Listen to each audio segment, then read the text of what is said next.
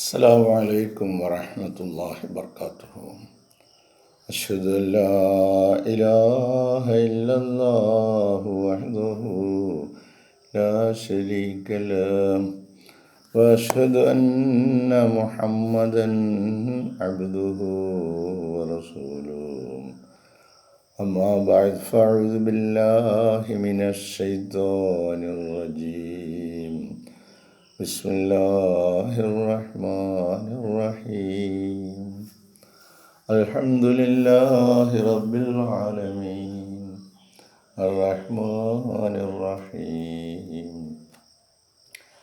مالك يوم الدين إياك نعبد وإياك نستعين اهدنا الصراط المستقيم صراط الذين أنعمت عليهم غير المغضوب عليهم ولا الضالين. സ്നേഹബഹുമാനമുള്ള സഹോദരങ്ങളെ, അനന്തരാവകാശ സ്വത്ത് ഭാഗിക്കുന്നത് സംബന്ധമായി തത്സമയത്ത് അടുത്ത ബന്ധുക്കളോ അനാഥരോ സാധുക്കളോ ആയ ആളുകളുണ്ടെങ്കിൽ അവർക്കും എന്തെങ്കിലും കൊടുക്കുന്നത് സംബന്ധമായിട്ട് ഖുർആൻ നമ്മെ ഓർമ്മപ്പെടുത്തുന്നു. അവരോട് നല്ല നിലയിൽ സംസാരിക്കുവാനും ബന്ധപ്പെടുവാനും കൽപ്പിക്കുന്നു. ഈ വചനത്തെ വിശദീകരിച്ചുകൊണ്ട് സയ്യിദ് ഖലീഫത്തുള്ള പറയുന്നു, The verse comes to heed all Muslims to show themselves generous at the time of the sharing of inheritance. അനന്തരാവകാശ സ്വത്ത് പങ്കുവയ്ക്കുമ്പോൾ മുസ്ലിങ്ങൾ എല്ലാവരും ഔദാര്യപൂർവം വർത്തിക്കുവാൻ ഈ വചനം നമ്മെ പഠിപ്പിക്കുന്നു. The verse comes to heed all Muslims. എല്ലാ മുസ്ലിങ്ങളും ഇതിന് പ്രത്യേകമായ ശ്രദ്ധ ഊന്നൽ കൊടുക്കേണ്ടതാണ്. To show themselves, അവർ സ്വയം തന്നെ ജനറസ് ഔദാര്യമുള്ളവരായിത്തീരുക എന്നത്. At the time of the sharing of inheritance, ഈ അനന്തരാവകാശ സ്വത്ത് വിതരണം ചെയ്യുമ്പോൾ, if it so happens, ഇങ്ങനെ സംഭവിച്ചാൽ, that during the distribution of the wealth of deceased person, മരണപ്പെട്ടു പോയ വ്യക്തിയുടെ സമ്പത്ത്, ധനം ഇങ്ങനെ വിതരണം ചെയ്യുകയാണെങ്കിൽ, ഇപ്രകാരം സംഭവിച്ചാൽ, അപ്പോൾ ഓർഫൻസ് ഓർ നീഡി പേഴ്സൺസ്, അനാഥരം അല്ലെങ്കിൽ അത്യാവശ്യം ഉള്ള ആളുകൾ, ഓർ ഈവൻ ഡിസ്റ്റൻ്റ് റിലേറ്റീവ്സ്, ഇനി അകന്ന ബന്ധത്തിലുള്ളവർ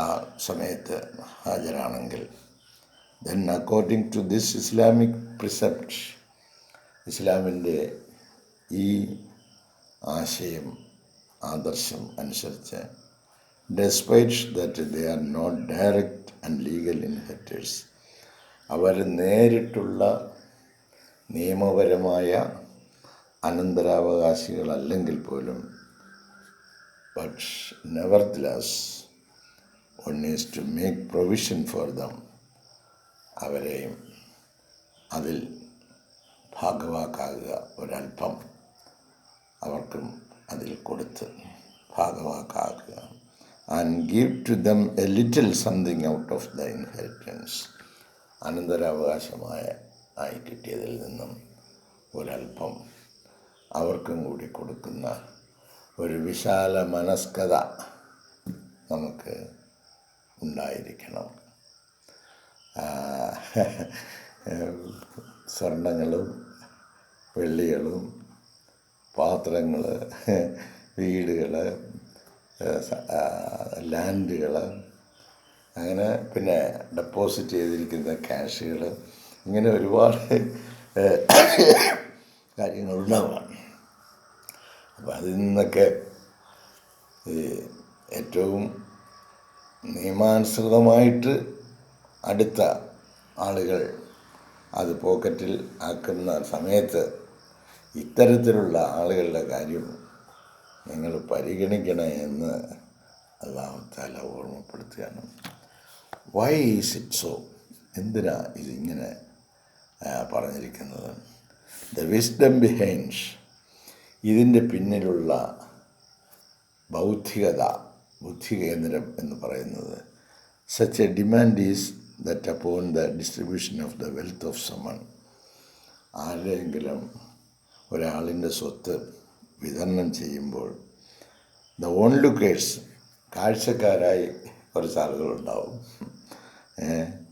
ദറ്റ് ഈസ്, ആ കാഴ്ചകൾ നിസ്സഹായരായി നോക്കി നിൽക്കുന്ന ആളുകൾ അനാഥരാകാം, നീഡി പീപ്പിൾ, അല്ലെങ്കിൽ സാമ്പത്തികമായി വളരെ അത്യാവശ്യമുള്ള ആളുകളാകാം.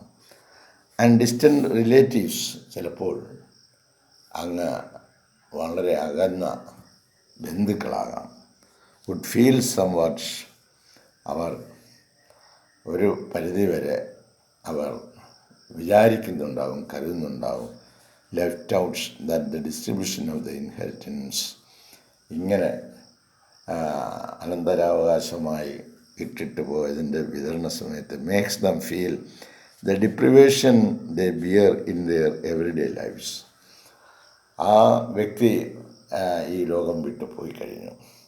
അവരുടെ നിത്യജീവിതത്തിൽ ഒരു പക്ഷേ ഈ അടുത്തും അകന്നുമുള്ള ഈ ആളുകളൊക്കെ ചില ആശ്വാസ വാക്കുകളും കാര്യങ്ങളും ഒക്കെ ആയിരുന്നിരിക്കാം.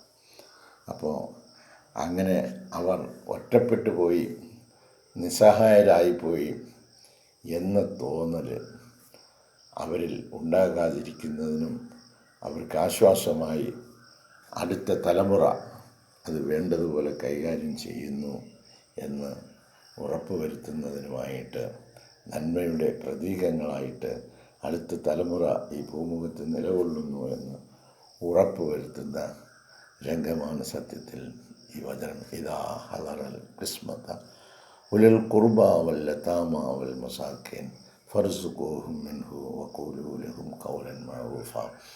അവരെയും മരണപ്പെട്ടുപോയ ഈ ആൾ അടുത്തും അകലത്തിലും നിന്ന് സ്നേഹിച്ചതുപോലെയോ അതിനുപരിയായോ അവരെയും ചേർത്ത് നിർത്തുവാനും സഹായിക്കുവാനും വിശുദ്ധ ഖുർആൻ പറയുന്നു.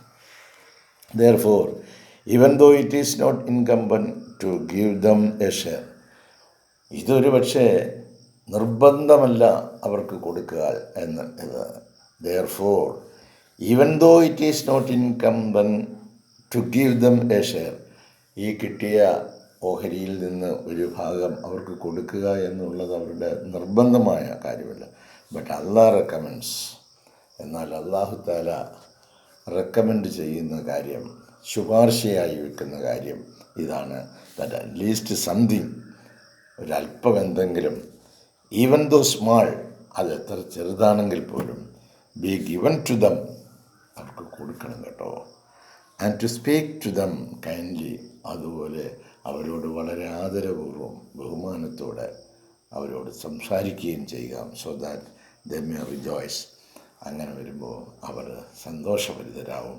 ഫീൽ വെൽക്കം, അവർക്ക് അവരെ സ്വാഗതം ചെയ്യുവാൻ, അവരെ സ്നേഹിക്കാൻ ആളുണ്ട് എന്ന് ഈ ഒറ്റപ്പെട്ടു പോയ പാർശ്വവൽക്കരിക്കപ്പെട്ട ആളുകൾക്ക് ഒരു ഫീലിംഗ് ഉണ്ടാവും. And not be left of the sharing and hands. പ്രതീക്ഷ കുറവായ ഈ എന്തെങ്കിലും ഒക്കെ കൊടുക്കുന്ന ഈ കൈകൾ പ്രതീക്ഷയില്ലാതെ എന്നേക്കുമായി നഷ്ടമായിപ്പോയി എന്ന് തോന്നുന്നില്ല. വീണ്ടും അവരുടെ മുമ്പിൽ ഒരു പ്രതീക്ഷയുടെ നാമ്പ് കിളിർത്ത് വരുന്നതായിട്ട് അനുഭവപ്പെടും. ഇത് പൂർവികർ ചെയ്ത സുഹൃതത്തിൻ്റെ പിൻഗാമികൾ ചെയ്യേണ്ട കാര്യങ്ങൾ. ഇതൊക്കെ കൊടുക്കുകയോ വാങ്ങിക്കുകയോ ചെയ്യുകയോ ചെയ്യണമെങ്കിൽ ഇതൊക്കെ ഒന്ന് കേൾക്കണ്ടേ, ഇതൊക്കെ ഒന്ന് അറിയണ്ടേ, ഇതൊക്കെ ഒന്ന് മനസ്സിലാക്കണ്ടേ, ഇതിനെക്കുറിച്ചൊക്കെ ചിന്തിക്കണ്ടേ. ഇതൊന്നും കേൾക്കാൻ പോലും ഇന്ന് ഈ ചെറുപ്പക്കാർക്കൊന്നും സമയമില്ല, മക്കൾക്കൊന്നും അതിനൊന്നും സമയമില്ല കേട്ടോ. അവർക്കൊക്കെ വേറെ പല പണികളുണ്ട്. ചുമ്മാ പ്രായമായിട്ട് എവിടെയെങ്കിലും അടങ്ങി ഒതുങ്ങി അവിടെ കാണാൻ ഇരിക്കാനുള്ളതിന് ഇങ്ങനെയുള്ള കാര്യങ്ങളൊക്കെ പറഞ്ഞ് ഞങ്ങളുടെ സമ്പത്തൊക്കെ പാവങ്ങൾക്ക് കൊടുക്കാനും. ഇതൊക്കെ അറിയണമെങ്കിൽ ചിന്തിക്കണമെങ്കിൽ ഒരു ദൈവികമായ ചിന്തയും ഒരു മനസ്സുമൊക്കെ ഉണ്ടാവണം.